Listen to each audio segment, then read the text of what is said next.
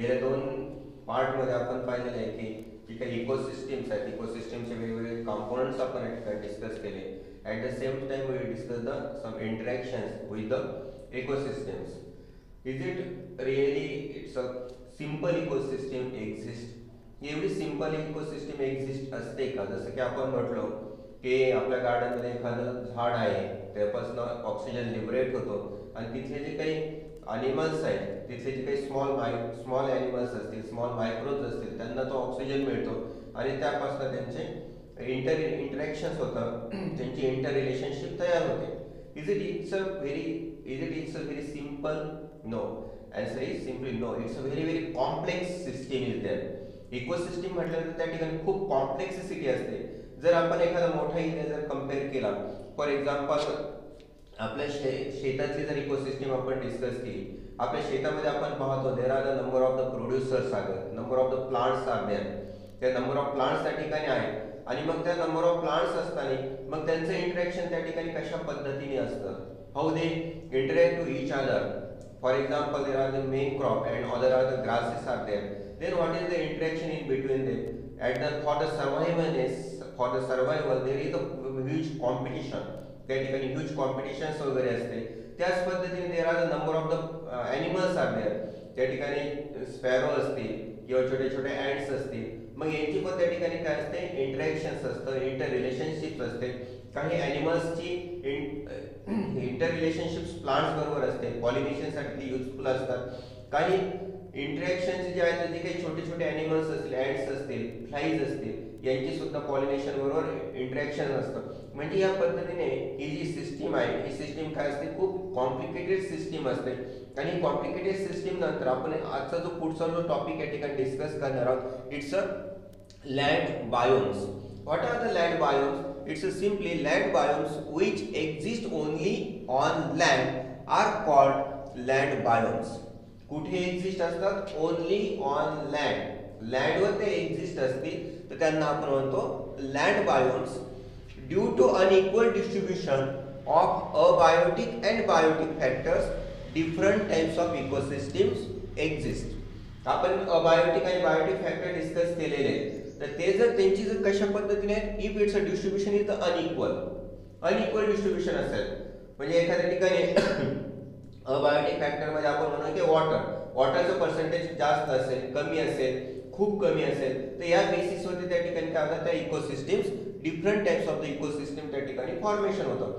जर आपल्याला माहिती आहे ज्या ठिकाणी खूप जास्त पाणी आहे, म्हणजे पॉन्ड वगैरे आहे किंवा एखादा तलाव वगैरे आहे किंवा समुद्र आहे, मग किंवा नदी आहे, ह्या ठिकाणची इकोसिस्टम कशी असणार आहे, वेगळी असणार आहे. ज्या ठिकाणी मॉडरेट रेनफॉल आहे त्या ठिकाणची इकोसिस्टम वेगळी असणार आहे. ज्या ठिकाणी पाऊस खूप कमी प्रमाणात आहे तर त्या ठिकाणची इकोसिस्टम कशी असणार आहे, वेगळी असणार आहे. मग on the basis of this there are the types of the ecosystem we simply से.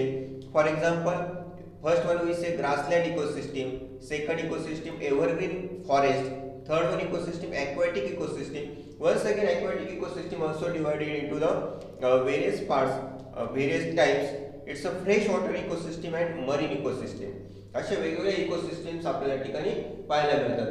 ज्यावेळेस आपण कोणती पहिली जी इकोसिस्टम आपण या ठिकाणी डिस्कस करणार आहोत, about the first grassland ecosystem. आता ग्रासलँड इकोसिस्टम ज्यावेळेस आपण म्हणतोय, grassland ecosystem is nothing but where the rainfall is the not enough.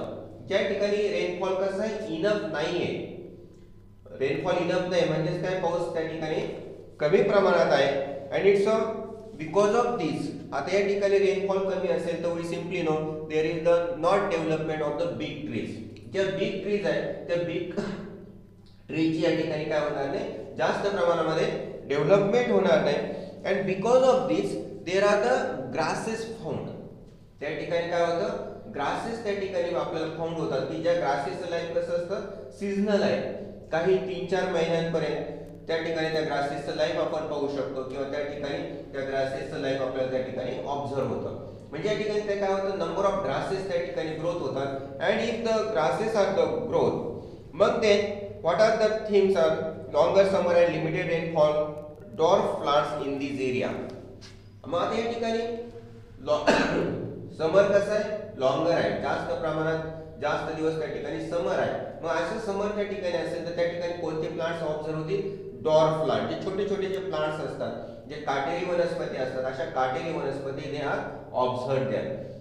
Then which types of the animals observe here? मग अशा ठिकाणी कोणकोणते ॲनिमल्स आपल्याला ऑब्झर्व होतात? मागे आपण चिताचं भरपूर दिवसापासून ऐकतोय. चिता बाहेरच्या फॉरेन कंट्रीज मधनं चिता आपल्या भारतात पुन्हा आणला. कुठे ठेवला? तर राजस्थानच्या जो काही रन आहे एरिया, की ज्या ठिकाणी ग्रासलँड त्यांनी डेव्हलप केली. ग्रासलँड त्या ठिकाणी डेव्हलप का केली? तर त्याच्यासाठी जो काही इकोसिस्टीम आहे, तर ती इकोसिस्टीम त्याच्यासाठी कोणती? ग्रासलँड इकोसिस्टीम खूप चांगली आहे. मग त्या ठिकाणी असे जे ॲनिमल्स आहेत, animals like goat, sheep, giraffe, zebra, elephant, deer, chital, tiger, lion, these are the found in this ecosystem. Similarly various birds, जे काही वेगवेगळे बर्ड्स आहेत ते बर्ड्स या ठिकाणी असतात, इन्सेक्ट्स असतात, मायक्रोब्स असतात, these are also present in the ecosystem. या पद्धतीने त्या ठिकाणी आपण म्हणू शकतो की इकोसिस्टम्स मध्ये या ठिकाणी आपण इकोसिस्टम त्या ठिकाणी ऑब्झर्व होते आपल्याला. आता ही जी इकोसिस्टम आहे, या इकोसिस्टमला थ्रीड्स कोणकोणते असतात? What are the threats for this ecosystems? आता थ्रीड्स म्हणजे काय, धोके कोणते? तर here fire is one of the most dangerous threat for the grassland. Fire म्हणजे जर साधारणतः जंगलाला जर आग लागली, it's one of the great dangerous threat for the ecosystems. असं का होतं? तर बिकॉज ऑफ द जे काही हलगर्जीपणा असतो लोकांचा, चालता चालता काही लोक काडी वगैरे टाकतात, किंवा उन्हाळ्यामध्ये सुद्धा खूप जास्त हीट निर्माण झाली तर जे काही झाडं एकमेकांवर जरी जोरात घासले गेले तरी सुद्धा त्या ठिकाणी ती पॉसिबिलिटी असते. Is it? So it's because of the हा एक थ्रीट आहे.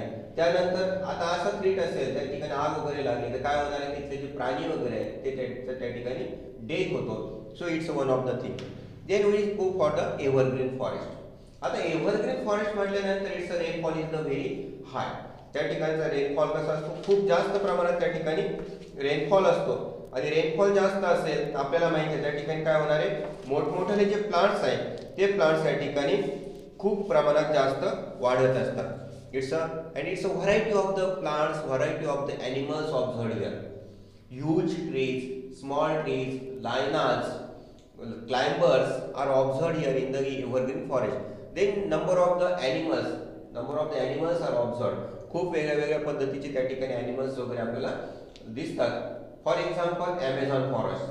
ॲमेझॉनचं फॉरेस्ट आपल्याला माहिती आहे की त्या ठिकाणचं काय खूप जास्त प्रमाणात जंगल वगैरे आहे, खूप मोठमोठे झाडी त्या ठिकाणी आहेत, आणि त्याच पद्धतीने त्या ठिकाणचे जे ॲनिमल्स आहेत ते ॲनिमल्स सुद्धा कशा आहेत? खूप वेगळ्या पद्धतीने आहेत. भारतामध्ये जर एव्हरग्रीन फॉरेस्टचा जर विचार केला, सह्याद्रीच्या ज्या रेंज आहेत त्या सह्याद्रीच्या रेंजमध्ये या ठिकाणी आपल्याला काय सापडतं? एव्हरग्रीन फॉरेस्ट सापडतं. किंवा हिमालयाचे काही रेंज आहेत त्या हिमालयाच्या रेंजमध्ये सुद्धा आपल्याला एव्हरग्रीन फॉरेस्ट वगैरे त्या ठिकाणी सापडतं. त्या ठिकाणी आपण जर व्हिजिट केली, there are the number of plants, variety of the plants observed, variety of the animals are observed there. Then in third ecosystem it's aquatic ecosystem.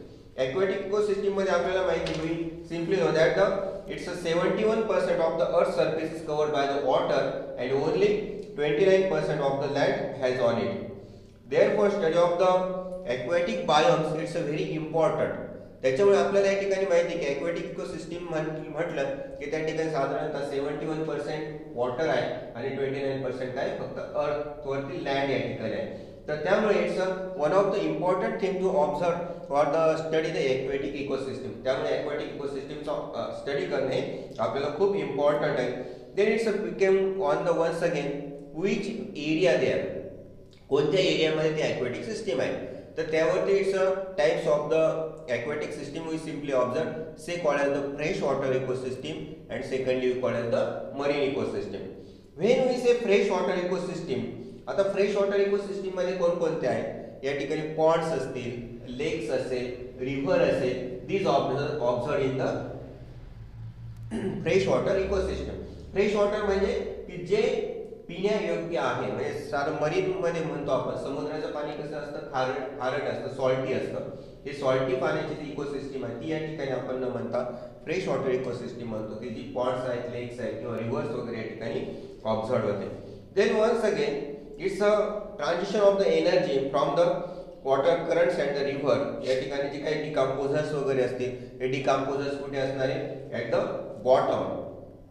जो काही तो पॉन्ड असेल त्याच्या बॉटमला या ठिकाणी डिकम्पोजर्स वगैरे असतात. त्याच पद्धतीने जे काही प्रोड्युसर्स वगैरे असतात, फॉर एक्झाम्पल अल्गीज असतील, डायटम्स असतील, हे त्या ठिकाणी बेसला असतात. आणि त्यापासून काय होते मग फ्रेश वॉटर इकोसिस्टीम मध्ये वॉटर त्यांच्यापासून जो ऑक्सिजन निघतो तर तो जसे करंट आहे म्हणजे पाण्याचा जसा प्रवाह आहे त्यानुसार त्याची काय होत असते, it's a transfer from one place to another place.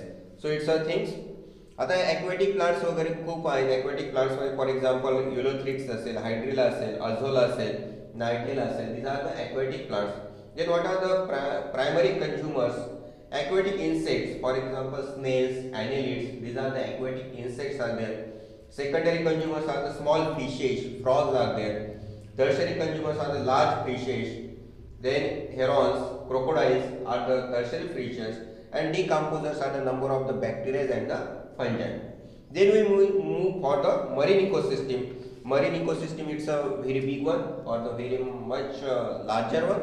It's a salty ecosystem, and here shallow water contains small fishes. आता या इकोसिस्टीम मध्ये मरीन इकोसिस्टीम मध्ये जर म्हटलं शॅलो वॉटर, ज्या ठिकाणी डेप्थ कमी आहे अशा वॉटर मध्ये काय असतं, स्मॉल फिशेस वगैरे त्या ठिकाणी ऑब्झर्व होत आहेत. ते large fishes are the secondary consumers. आता जे स्मॉल फिशेस आहेत, द स्मॉल फिशेस कुणाचं अन्न आहे की जे लार्ज फिशेस आहेत तर त्यांचं ते या ठिकाणी फूड मटेरियल आहे. तर therefore the large fishes are the secondary consumers वर.